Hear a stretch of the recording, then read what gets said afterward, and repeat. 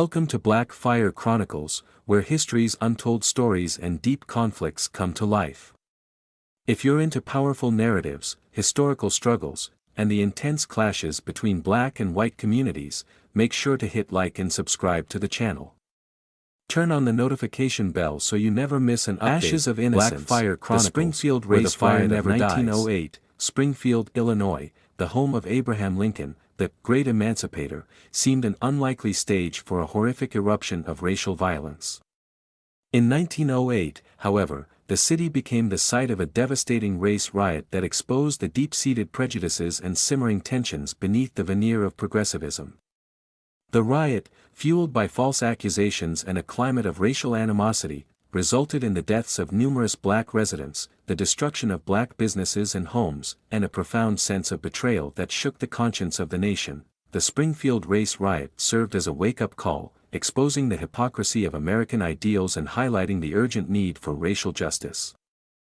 It also galvanized a new generation of civil rights activists, who were determined to confront the systemic racism that plagued American society. This is the story of the Springfield race riot of 1908, a story of shattered innocence, enduring resilience, and the long and difficult struggle for racial equality.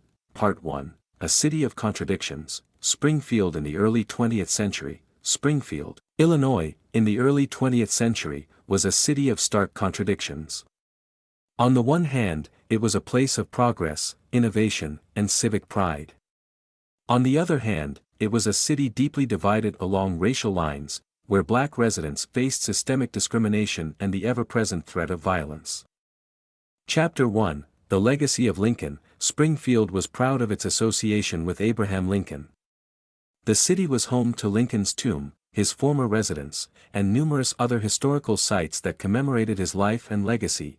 Lincoln's legacy as the Great Emancipator was often invoked to promote a sense of racial tolerance and equality. However, the reality on the ground was far different. Black residents of Springfield continued to face widespread discrimination and segregation, despite Lincoln's efforts to end slavery. The city's association with Lincoln served as a constant reminder of the nation's ideals but also as a painful symbol of the unfulfilled promise of racial equality. Chapter 2, Economic Disparities. Black residents of Springfield faced significant economic disparities. They were often relegated to low-paying jobs, such as domestic work, agricultural labor, and menial service positions. They were denied opportunities for advancement and were often subjected to unfair labor practices. White labor unions often excluded black workers, further limiting their economic opportunities. Black businesses were often discriminated against, denied access to credit and other resources. The economic disparities between black and white residents of Springfield were stark, reflecting the systemic inequalities that permeated the city. Chapter 3, Social Segregation. Springfield was a deeply segregated city. Black residents were forced to live in separate neighborhoods, attend separate schools, and use separate facilities. Theaters, restaurants, and other public places often refused to serve black residents. Black residents were subjected to racial slurs, denied basic courtesies, and treated as second-class citizens. The daily indignities of segregation took a heavy toll on the black community, creating a climate of fear, resentment, and frustration. Part 2, The Tinderbox, Rising Tensions and False Accusations. The Springfield race riot was not a spontaneous event but rather the culmination of years of rising racial tensions. A series of false accusations and incidents fueled a climate of animosity that would eventually erupt in violence. Chapter 4, The Arrival of New Residents. The early 20th century witnessed a significant migration of black residents to Springfield, drawn by the promise of economic opportunities and a better life. This influx of black residents created anxiety among some white residents, who feared that their economic and social dominance was being threatened. They resented the growing black community and sought to maintain their privileged position. Chapter 5, Rumors and Accusations. Rumors and accusations about black residents circulated throughout the white community, often exaggerating or distorting the truth. Black men were often accused of preying on white women, fueling racial prejudice and inciting violence. The local newspapers often contributed to the problem, printing sensationalized and biased stories that reinforced negative stereotypes about black residents. The constant barrage of rumors and accusations created a climate of fear and suspicion, making it easier for violence to erupt. Chapter 6. Two incidents ignite the flame. The Springfield race riot was sparked by two separate incidents that occurred on August 14, 1908. First, a white woman, Mabel Hallam, claimed that she had been assaulted in her home. Police quickly arrested a black man, George Richardson, based solely on her description. Second, a white man, Clergy Ballard, was murdered.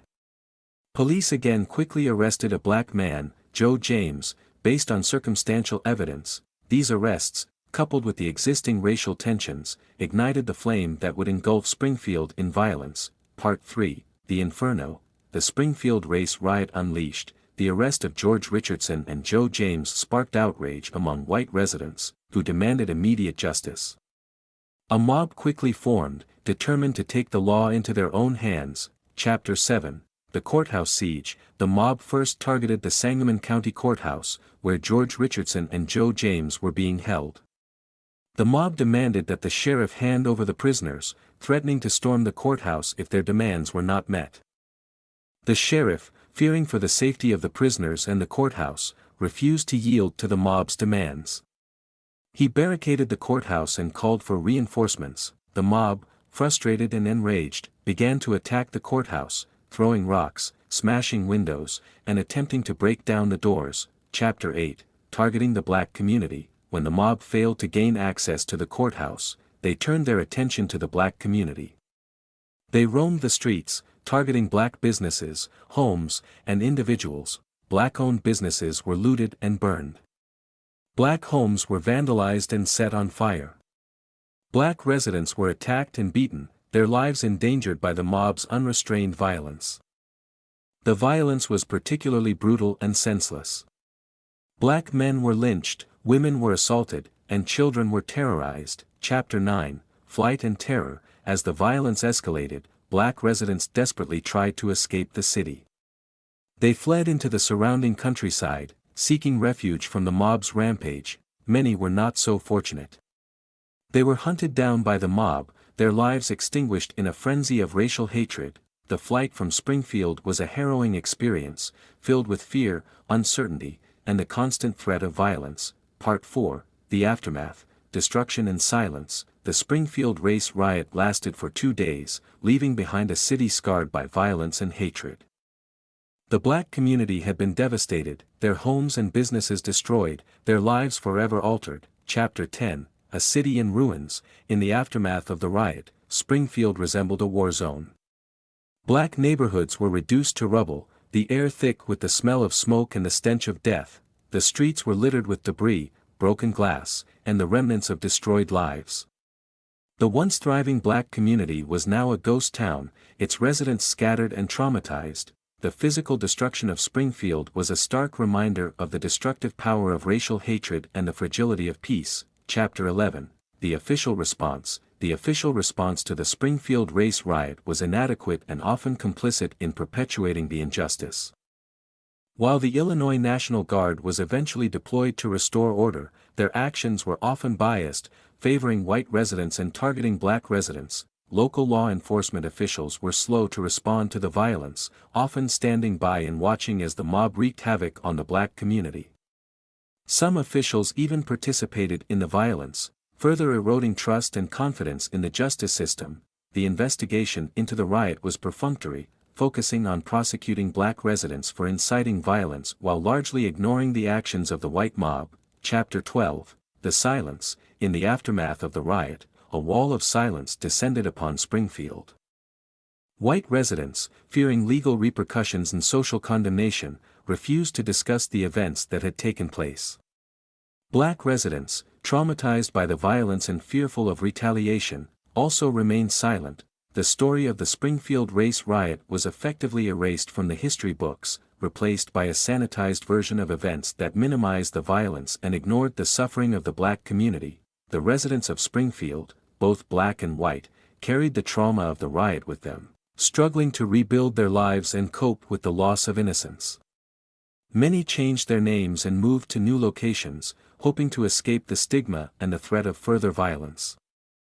For decades, the true story of the Springfield race riot remained hidden, known only to the survivors and their descendants, a painful secret buried beneath the weight of silence. Part 5, A Flicker of Hope, the birth of the NAACP and the fight for justice. Despite the devastation and the silence that followed the Springfield race riot, a flicker of hope emerged. The massacre served as a catalyst for the formation of the National Association for the Advancement of Colored People, NAACP, a civil rights organization that would play a pivotal role in the fight for racial justice in America. Chapter 13, The Call for Action. The Springfield race riot shocked and outraged a group of white and black activists who were committed to fighting for racial equality. They recognized that the violence in Springfield was not an isolated incident but rather a symptom of a deeper systemic problem. These activists, including W.E.B. Du Bois, Ida B. Wells Barnett, Mary White Ovington, and Oswald Garrison Villard, issued a call for a national conference to address the issue of racial injustice. The call for action resonated with people across the country, who were eager to create a more just and equitable society. Chapter 14, The Founding of the NAACP, in 1909. The National Association for the Advancement of Colored People, NAACP, was founded in New York City. The organization's mission was to ensure the political, educational, social, and economic equality of rights of all persons and to eliminate racial hatred and discrimination. The NAACP quickly became a leading voice in the civil rights movement, advocating for legislative reform, challenging segregation in the courts, and organizing grassroots protests. The Springfield race riot served as a powerful reminder of the need for organized and sustained action to combat racial injustice, fueling the NAACP's determination to achieve its goals. Chapter 15, Investigating the Truth. One of the NAACP's first actions was to investigate the Springfield race riot and to document the truth about what had happened. The organization sent investigators to Springfield, who interviewed survivors, gathered evidence, and compiled a detailed report on the massacre. The NAACP's report, published in 1910, exposed the brutality of the violence, the complicity of local authorities, and the systemic discrimination that had fueled the riot. The report served as a powerful indictment of American society and a call for immediate action. Part 6, Echoes Through Time. The lasting impact of the riot. The Springfield race riot had a lasting impact on the city of Springfield and on the broader civil rights movement. The massacre served as a painful reminder of the fragility of freedom and the importance of vigilance in the face of injustice. Chapter 16, The Transformation of Springfield. In the years following the riot, Springfield underwent a gradual transformation. Black residents, though scarred by the experience, began to rebuild their lives and community. They established new businesses, churches, and schools, creating a sense of resilience and self-reliance. The city slowly began to address some of the underlying issues that had contributed to the riot, such as segregation and economic inequality. However, the process of change was slow and uneven, and the legacy of the riot continued to cast a long shadow. Chapter 17, A Catalyst for Change. The Springfield race riot served as a catalyst for the civil rights movement, inspiring a new generation of activists to fight for racial equality. The massacre demonstrated the urgent need for systemic change and galvanized support for the NAACP and other civil rights organizations. The events in Springfield were a powerful illustration of the dangers of racism and the need for sustained action to combat it. The riot also played a crucial role in shaping public opinion. The NAACP's report and other accounts of the massacre helped to raise awareness about the injustice of segregation and to mobilize public support for civil rights reform. Chapter 18, Lessons Unlearned. Despite the progress that was made in the years following the Springfield race riot, the lessons of the massacre were, in many ways, unlearned. Racial tensions continued to simmer throughout the 20th century, and episodes of racial violence continued to erupt across the country. The legacy of the riot serves as a cautionary tale, reminding us that racism is a persistent and insidious force that must be confronted with vigilance and determination. It also underscores the importance of addressing the root causes of inequality, such as economic disparities, social segregation, and systemic discrimination. Part 7, Remembering and Reckoning. the fight for historical truth. In recent decades, there has been a renewed effort to remember the Springfield race riot and to reckon with its lasting legacy. This effort, led by historians, community activists, and descendants of the victims, seeks to uncover the truth about the massacre, to honor the memory of those who were killed, and to promote reconciliation. Chapter 19, Unearthing the Past. Historians have played a crucial role in unearthing the truth about the Springfield race riot. They have conducted extensive research, examining archival records, interviewing survivors and descendants, and piecing together a more complete and accurate account of the massacre. Their work has helped to dispel the myths and misinformation that have surrounded the riot and to bring the story to a wider audience. Their research has uncovered new details about the events that occurred in Springfield, shedding light on the experiences of the victims and the perpetrators of the violence. Chapter 20, Memorialization. One of the most important steps towards healing and reconciliation is to create a space to remember and honor the victims of the Springfield race riot. This can be done through memorials, museums, and educational programs that tell the story of the massacre and commemorate the lives that were lost. A permanent memorial at the site of the riot would serve as a powerful symbol of remembrance and a testament to the community's commitment to learning from the past. Such a memorial could include the names of the victims, historical information, and artwork that reflects the experiences of those who were affected by the violence. Memorials and educational programs can play a critical role in fostering understanding and promoting empathy. They can also provide a space for dialogue and reconciliation, helping to heal the wounds of the past and to build a more just and equitable future. Chapter 21, The Ongoing Struggle for Justice. The fight for justice for the victims of the Springfield race riot is not over. While efforts to remember and memorialize the massacre are important, they are not enough. It is also necessary to address the underlying issues of racial inequality that contributed to the violence. This includes working to eliminate systemic discrimination, promote economic opportunity, and create a more inclusive and just society. It requires challenging racial prejudice, combating hate speech, and promoting understanding and empathy between different racial groups. The legacy of the Springfield race riot serves as a call to action, urging us to continue the fight for racial justice and to build a world where such tragedies will never happen again. Epilogue. Ashes of Innocence Revisited. The ashes of innocence that settled over Springfield in 1908 still linger, a persistent reminder of the violence, injustice, and lost potential. The city, once the home of Lincoln, became a scene of unspeakable horror, exposing the hypocrisy of the nation's ideals. The story of the Springfield race riot is a complex and multifaceted one, encompassing themes of racism, economic exploitation, social injustice, and the fight for racial equality. It serves as a cautionary tale, reminding us of the dangers of prejudice and the importance of vigilance in the face of injustice. The memory of the massacre continues to shape the city of Springfield.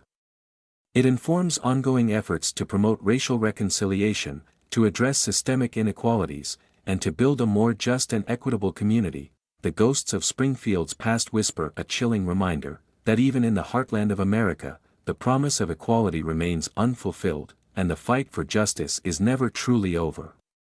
The responsibility to learn from the past, to heal the wounds of the present, and to build a better future rests on the shoulders of all who cherish freedom and equality.